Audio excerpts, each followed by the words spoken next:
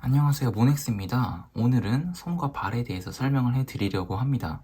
어렵지 않게 구조에 대해서 설명을 해드릴 테니까 보시면서 한번 천천히 따라해 보세요. 그러면 수업 바로 시작해 보도록 하겠습니다. 대체로 초보자분들이 손을 그릴 때 가장 많이 실수하는 부분이 뭐냐면 이런 식으로 그리고 손의 시작 부분이 바로 여기서부터 시작한다는 점이에요. 근데 사실 손의 시작은 이쪽이 아니라 이 안부분에 있습니다. 지금 꺾이는 걸 보면 알 수 있듯이 끝에서 꺾이는 게 아니라 이 안에서 꺾이게 돼요. 그러면 사실 시작 부분은 이 정도라고 볼 수 있죠. 그리고 이 부분 중간에 살이 하나 붙어 있어요. 그리고 나서 손가락들이 생기는 겁니다. 그러니까 여러분들이 그리실 때 이 시작 부분부터 꺾이게 하는 게 아니라 하고 이 안부분부터 마디를 그려주시는 것을 추천드립니다. 이런 식으로 그리면 조금 더 편하게 그리실 수 있어요. 그리고 손을 그리실 때 이 엄지를 가장 마지막에 그려주시면 그릴 때 조금 더 편합니다. 보시면 일단 먼저 사각형을 사용해서 큰 몸통을 하나 잡아요. 이런 식으로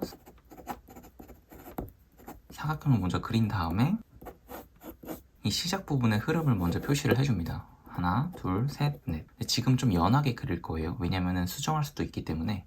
그리고 손을 보면 첫 번째 마디가 가장 길고 두 번째, 세 번째 끝으로 갈수록 조금씩 짧아져요. 첫 번째 게 길고 갈수록 짧아지고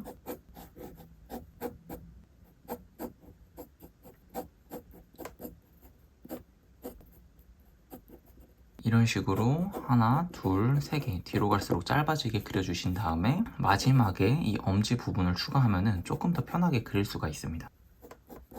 그리고 선을 그릴 때 일자로 그리는 것도 좋지만 이 관절 부분을 기준으로 좀 튀어나오게 그려주시는 게 좋아요. 보시면 관절 부분 기준으로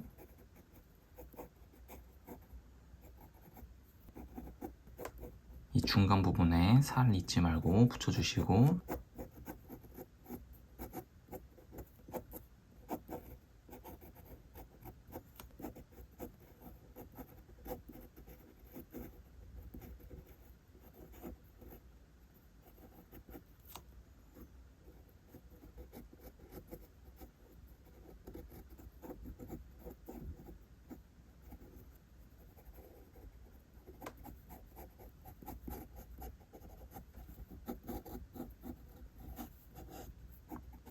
그리고 뼈 부분을 기준으로 이런 선들이 생겨요. 뼈의 흐름인 거죠.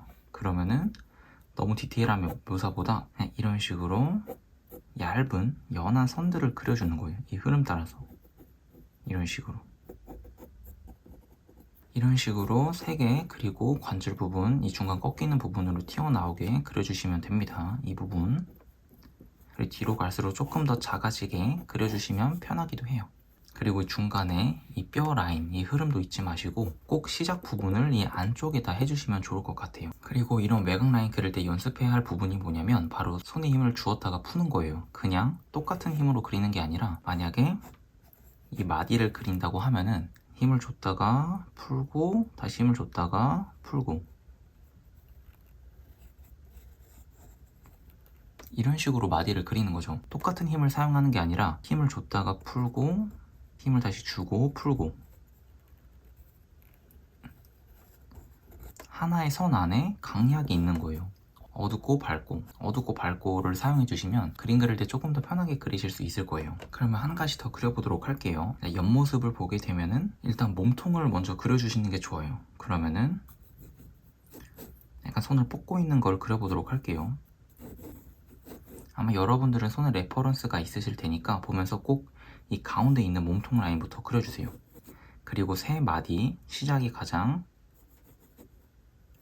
길고 그 다음 짧고 그 다음 제가 말했듯이 이 튀어나온 부분 이 부분은 밖에 있는 게 아니라 이 안부분에 있습니다. 그리고 처음에 길고 점점 갈수록 짧아지고 그리고 만약에 좀 다른 앵글을 그린다고 하면은 흐름을 그려주시는 게 좋아요. 이런 식으로 흘러갈 거다 라고 하면은 이 흐름 안에서 그리는 거예요.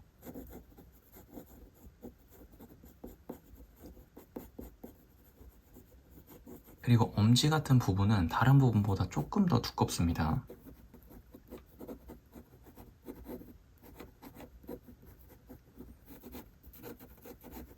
이런 이런 식으로 해서 그려주는 거예요. 제가 방금 선 말했듯이 손에 힘을 주었다가 풀고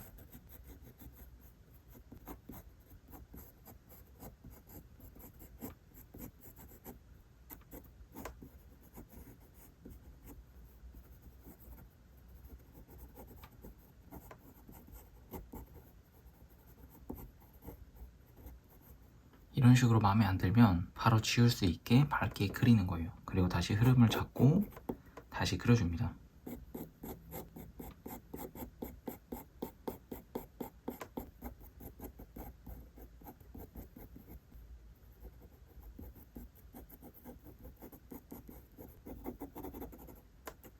이런 식으로 흐름을 잡고 그려주시는 것도 정말 좋습니다. 그러니 그림 그리실 때 이런 시작 부분을 아예 이 부분에서 하는 게 아니고 약간 안쪽에 있는 부분부터 시작을 해주시면 좋아요. 그래야 조금 더 그림을 자연스럽게 그릴 수 있기 때문에 이 부분만 좀 유의해서 그려주시면 너무 좋을 것 같습니다. 그럼 이제 발에 대해서 간단히 설명을 해드리도록 할게요.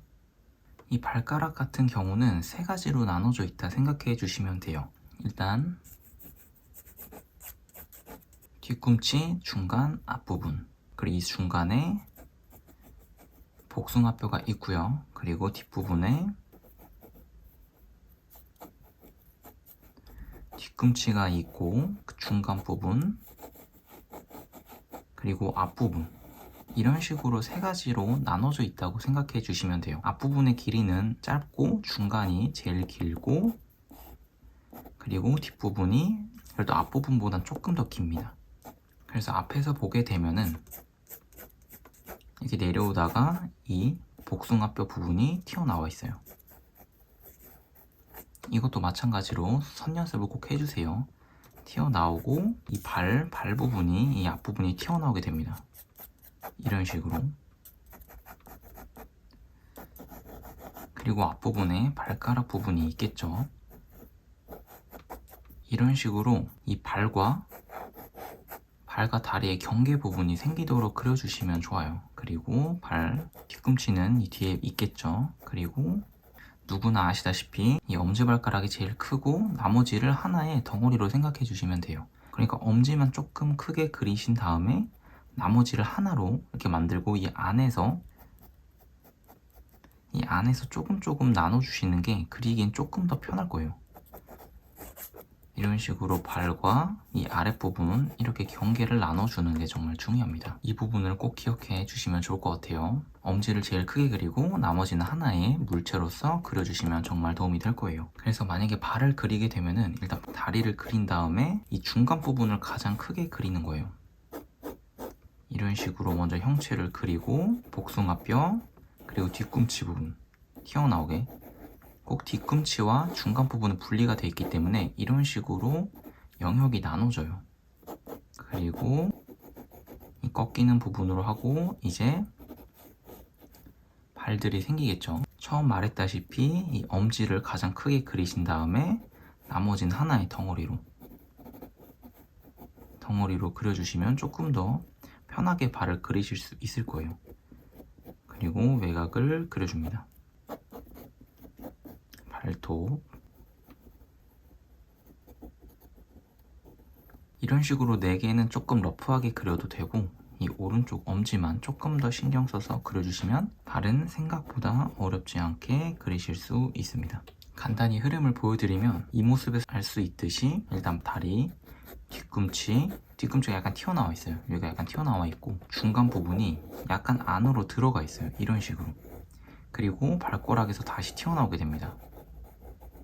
끝부분은 약간 뾰족하고요. 그리고 여기는 안으로 들어가는 게 아니라 약간 튀어나와 있습니다. 이렇게. 그리고 복숭아뼈 있고 발을 그릴 때 너무 복잡하게 그린다라는 생각보다는 한번 튀어나오고 들어갔다가 이 사이에 한번 꺾였다가 다시 나와요. 이게 발가락이 이 끝부분이 따로 분리가 돼 있다는 뜻이죠. 이 부분이 이 부분입니다. 그리고 다시 튀어나왔다가 올라가고 그러니까 외곽 라인이 한번 튀어나왔다가 이 발 부분 그리고 들어갔다가 다시 볼록 튀어나왔다가 크게 들어갔다가 뒤꿈치 튀어나오고 이런 식으로 그려주시면 조금 더 편하게 그리실 수 있을 거예요. 그래서 발 응용을 할 때도 어디가 튀어나와 있고 어디가 들어가 있고 이런 부분들을 조금 더 체크를 해주면 발을 그릴 땐 조금 더 어렵지 않게 그리실 수 있을 거라 생각을 합니다.